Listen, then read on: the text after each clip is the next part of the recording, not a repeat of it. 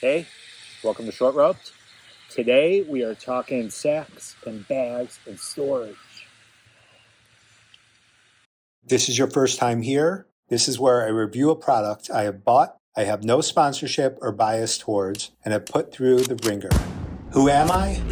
I've been mountaineering, climbing, and backpacking for over 20 years. I'm the guy who intentionally gets lost in the woods to see if I can survive and get out with only the gear on my back. I'm the guy who buys and tests out all this gear so that you don't have to. Welcome to Short Roped. So when it comes to storage, there's only basically 4 different types of bags you really are going to need, depending again on what the purpose of the bag is. So starting from most used for me anyway are the zip sacks. So kind of 2 models that I use. One, I don't think they make these anymore, is this outdoor research one, kind of shaped like a football. They came in a few different sizes. There's like a large, medium, small. These I actually use a lot, especially the large, fits food really well. So if you're going on a longer trip, mountaineering trip, or just a long hike, these hold food really well. They're also very light. I'll put the specs on the screen as well. But again, plenty room to store whatever you need to. And the new version of the zip sacks are something like this, like the Hyperlite Dyneema Zippy sacks. They come in like a 1, 2, and 3 liter. These I do use a lot as well. So depending on what you're storing, I think the 1 or 2 liter works probably the best. They hold a lot of your smaller items that you don't want just flopping around in your bag. So I will put, a bunch of my things in here, like the 10 essentials, the smaller items I will put in here. Same with this. So again, depending on what your needs are, these Dyneema, they are nice. I've heard some durability issues from some people. I haven't had really too many issues yet with like the Zippy sacks. They are very light. They're very sturdy. Dyneema's great.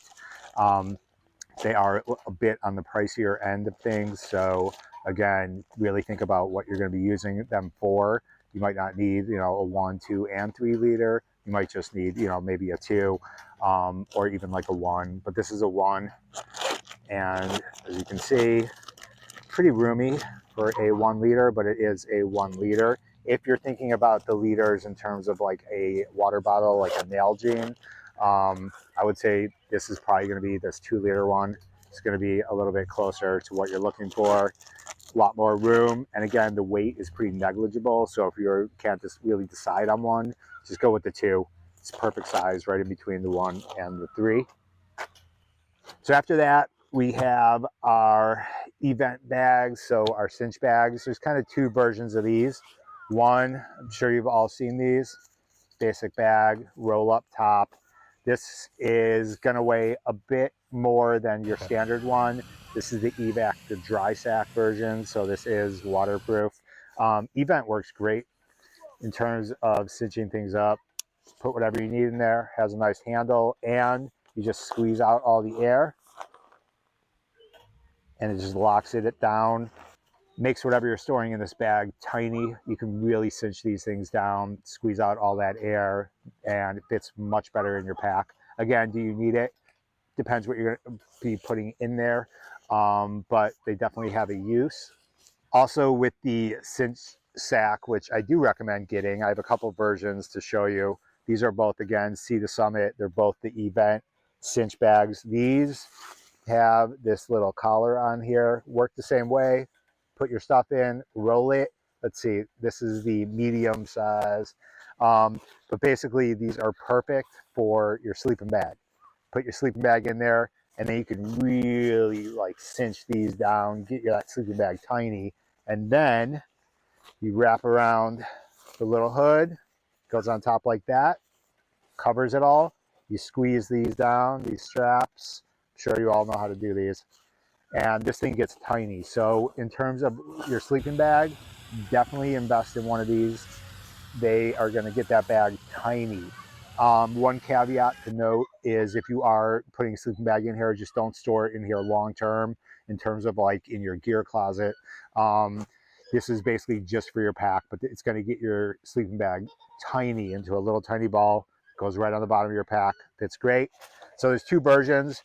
This is, the ultralight version, and this one, as you can see, same material. This one is going to be the waterproof version of this bag, so it does weigh a little bit more, but you can basically guarantee that there is no water coming into that sleeping bag.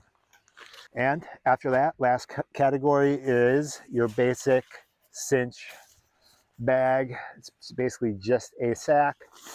Zip tie it, put it in there. So this is not going to be as compressible as something like, your ultralight event bags, but these do have a pretty cool use, and I'm going to show you what they are. So this does hold dirty clothes really well, and it holds that stink in, so that's one use. The other use is with this one. This is the Osprey 20 liter. This thing is actually waterproof, insanely light. So if it is going to be raining and you don't want to use a pack cover or a garbage bag inside your pack, these work really well, again, depending on the size of your pack. So I have one of these in a 35 liter, and I use that if I'm going to be out and I know it's going to be wet. I'll line the inside of my backpack with it, cinch everything up, and then I don't have to worry about anything in my bag getting wet. So if you want to save money, I'm going to show you now my favorite storage sack of all time, the Ziploc. Two versions of the Ziploc, so make sure you get the right one. This one, little zipper, don't get it. It's going to break. I've always had these break, and then they're either stuck closed, and you got to kind of pull them open, and once they're open, they are not going to close again. So stay away from those.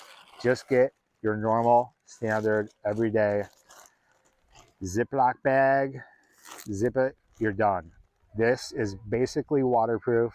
It's light, it's reusable, and if it gets messed up, you throw it away because they cost like nothing. They cost a quarter. So if you want to save money, use these. Even though I do have, the Hyperlites and the Sea to Summits and Outdoor Research and all those other kind of bags, these are always in my pack, no matter what, and I'm always using these. So again, if you want to save money, Ziploc bag. You don't have to buy fancy stuff. The only thing, the caveat I would say is definitely get a cinch sack for that sleeping bag. Otherwise, that kind of sums it up for sacks. There's not a lot to it. Do you need them? Don't overdo it with the sacks. Like, really think about what you're putting in there. Typically, I'm going to have 3, I would say, in my bag at a time. One is going to be for my sleeping bag.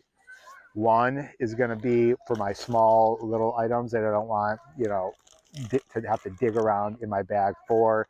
And a lot of times I will put this like in the lid of my bag as well, but that's number 2. And then the third one is, depending on, again, how long you're going, maybe a bigger one for food, just to keep it, again, somewhat organized. But you can also use, one of these gallon Ziploc bags. The thing with storage and organizing is it's not just going to add more weight, but you're going to be able to put less stuff in that backpack, because these things are just not going to fill in all the gaps. When you start having all these big bags next to each other, you're going to start getting gaps. Your bag's going to get kind of lumpy. It's going to get one-sided on that weight, and you just can't put as much in there. So you don't really need that many. I would say 2 to 3 is all you need. And after that, dude, just get out there, get hiking, get sacking, happy sacking. Thanks for watching.